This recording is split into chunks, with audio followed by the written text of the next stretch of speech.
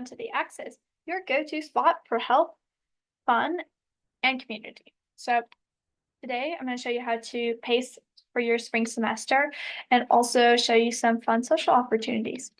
So our first social opportunity today is peer tutoring. There's two opportunities here. You can become a tutor.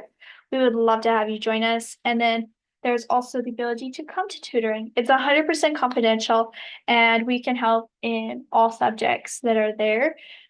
We meet Tuesdays and Thursdays at 10 a.m. Arizona time. So you can sign up or you can just drop in. Either work, up to you. So we would love to see you there.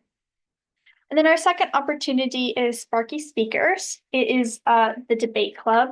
And if you just want to meet some people, talk about world events, it's a safe space to do so. And I'm sure we would love to have you here as well. So how to pace? Well, pacing can be quite complicated. Here's what it looks like in the end once you're done. But if this is very overwhelming to have all of those assignments.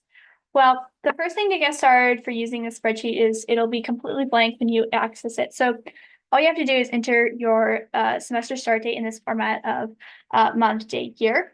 And so typically most people will probably be starting January 8th or January 15th. This will work for any semester, any time period you want.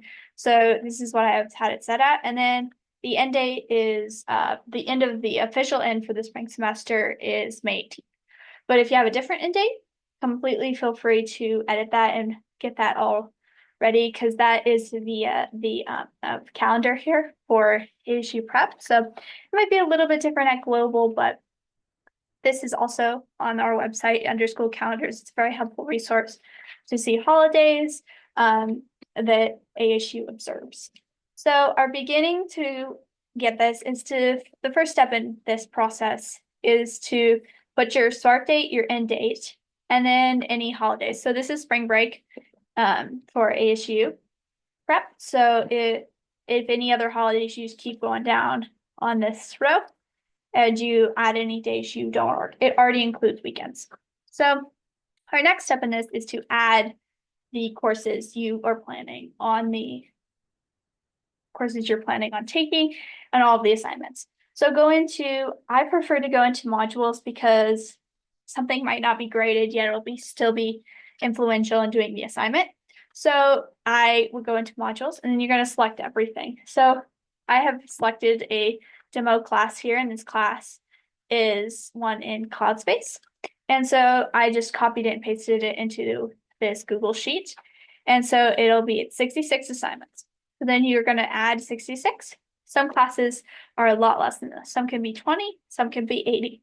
Don't be overwhelmed by the fact that there's a lot of assignments in the class. It's about how you're going to distribute them about the year. It makes it a whole lot more less overwhelming. So what I'm going to do is I'm going to Control-C this. Essentially, this is a copy-paste shortcut. And then I'm going to Control-V. It's a very helpful tool to get things from one page to another. So now that I've entered this, it's created my daily pacing plan. Well, this is helpful, but not everybody wants to work on one assignment per day in each class. So I prefer to do this by week. So looking at the week, I'm going to look at the 15th. I'm going to see when the end of the week is. So the 15th, the end of the week is typically, if you work on the weekends, feel free to adjust that in the sheet. But typically, it just does the regular work week. So we'll do the 5th to the 17th. That'll be the first official week of homework. So since the 21st is next week, we're just going to copy this and that will be our start. So I like to color code things. So when I start my pacing chart, it'll look like this.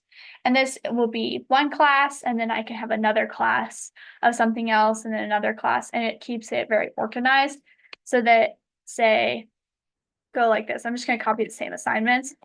People typically have about 6 classes, and then you can just color code them different stuff. So you could say this is science, and then this is my foreign language class, or this is whatever you have my math class, and then you just keep going depending on how much. So obviously it can depend. That's way too close to the red. So you can just change this depending on your class and everything, and it just can continue so that you will have to keep this great control over how much time you're spending and how much you're supposed to do each week so you don't fall behind. So this very helpful pacing guide that is a Google Sheet will be available in the description section of this video. It'll ask you to make a copy. All you have to do is make a copy and have a Google account, and then you can do this for every class. So you can duplicate if you go down here and you right click on your mouse. You can copy it to a new spreadsheet. You can duplicate it, and it'll create another thing, and you can just keep doing this for all of your classes, however many you have. And then you'll be ready. And as you go along, you can complete it. Say you completed it and everything, and it'll get you started. And if you do fall behind, feel free to readjust, change the start date and the end date and how much you've done, and it'll readjust that for you so that you'll be ready to get that back on pace. So it really breaks it down for you all the way to the 15th. So you're done on the 15th, which would be the Friday before the last Sunday of work. And that would be how to pace your class. Again, all of the links, including all of the social opportunities and everything, and our website are linked in the description below. Thank you guys for joining us today, and we're excited to see you in a few weeks. Thank you.